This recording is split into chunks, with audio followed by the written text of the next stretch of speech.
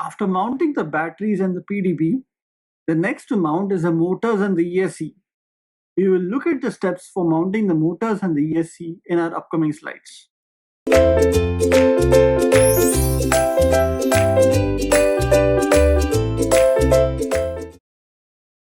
We are going to start the real build by screwing on the motors. Remove each motor from its packaging along with the hex bolts that should come along with it. These bolts are used for securing the motor to the carbon fiber frame. Most motors will come with at least two different lengths of hex bolts. It is up to you to determine what length to use.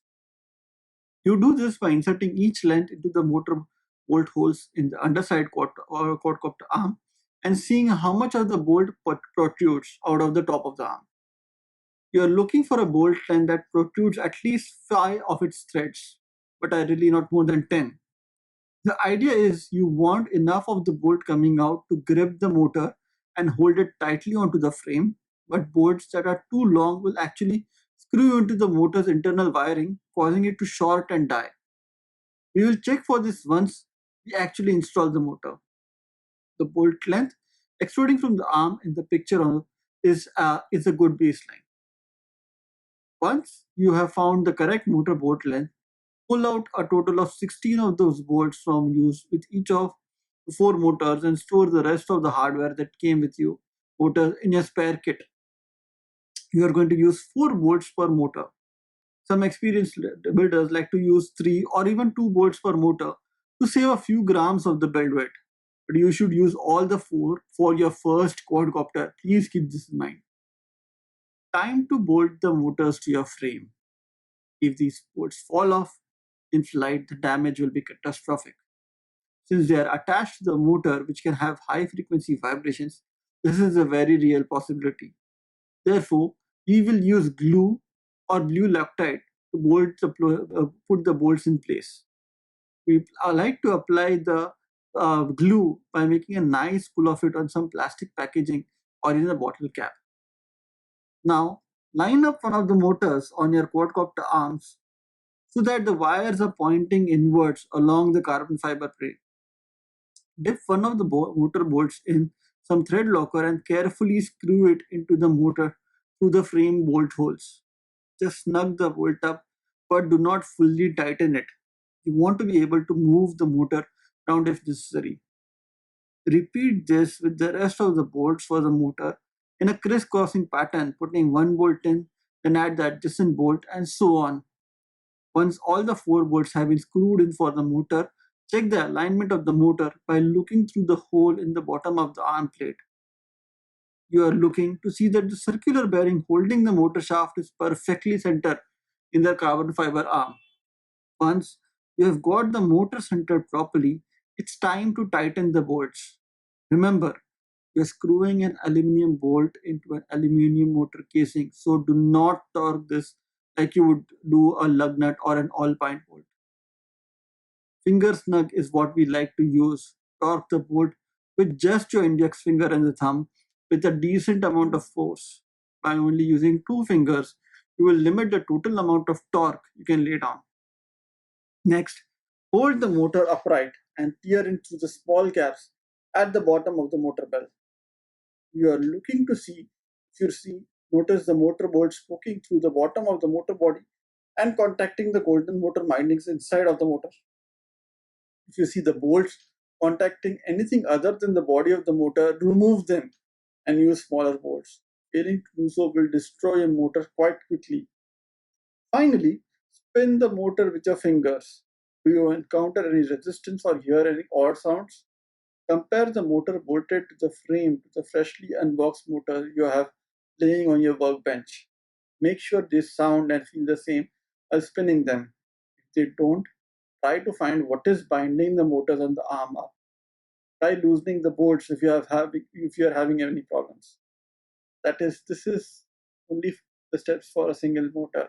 Now repeat the same steps for all the other motors. The ESCs are connected between the motors, the power distribution board, and the flight controller.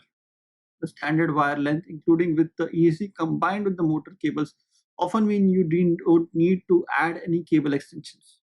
A ESC needs to provide high current and as such are usually quite hot when in use. The ideal location would be directly below the propeller wash on the support arm.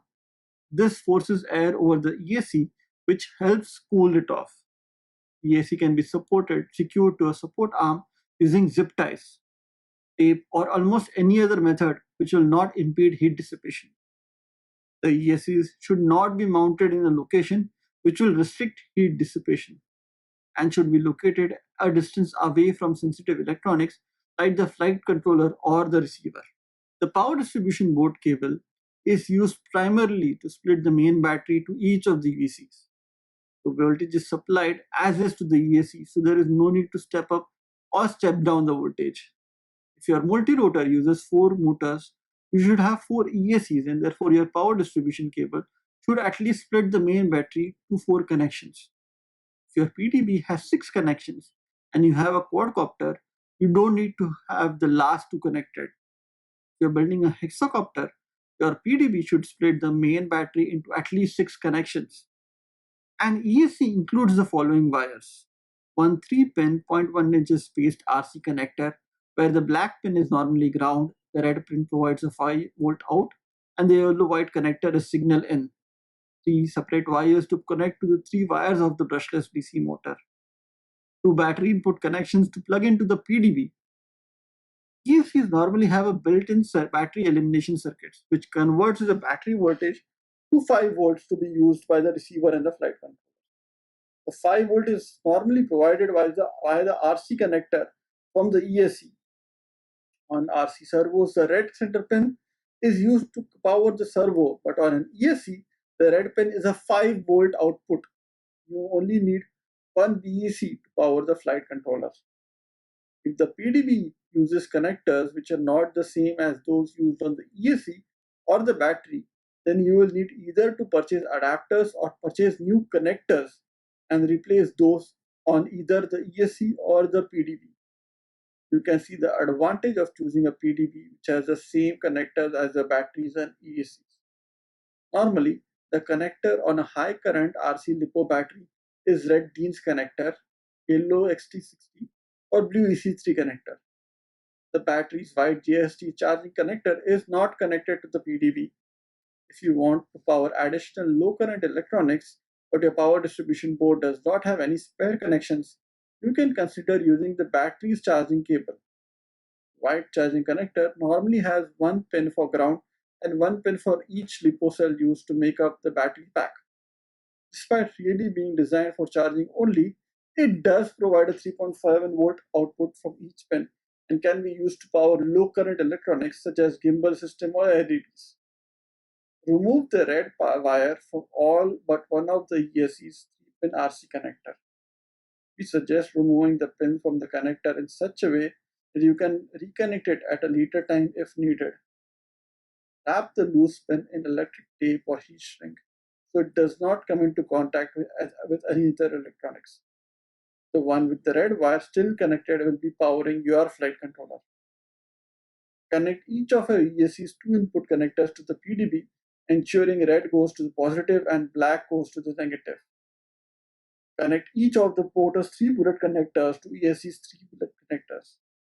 For the moment, it does not matter which of the 3-pin motors connect to which of the 3 pins of the ESC.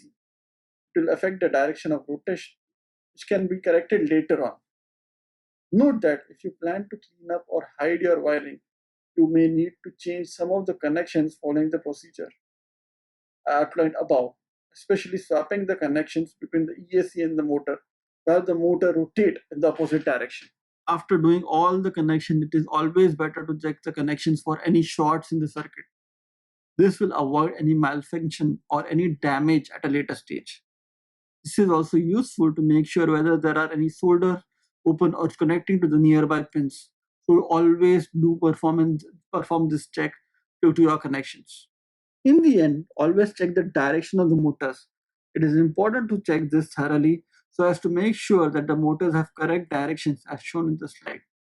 Here is a useful trick to tell which direction the motor is spinning. Touch the motor bill lightly with the finger when it's spinning and let your finger drag across the bell. You can tell which way the motor is turning, as we should feel more resistance if the bell is spinning the opposite direction.